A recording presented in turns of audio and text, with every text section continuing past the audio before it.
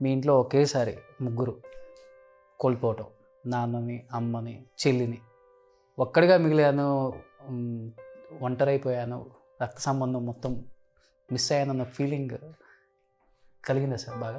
డెఫినెట్గా కలిగింది, డెఫినెట్గా బాధ అనిపించింది ఆ టైంలో.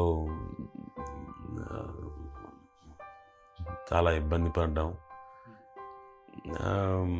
సరే ఇంకా తప్పదు, life has to go on, life has to, ఎందుకంటే కిడ్స్ ఆర్ దేర్. వాళ్ళు మనం అధైర్యపడిపోతే మిగతా వాళ్ళు, నేను ఒక విధంగా చాలా బలవంతంగా వాళ్ళ థాట్స్ని తుడిపేసుకుంటున్నాను. ఎందుకంటే ఎక్కడ ఎమోషనల్ అయితే ఇంకా ఆ థాట్స్లోనే ఉండిపోతాం.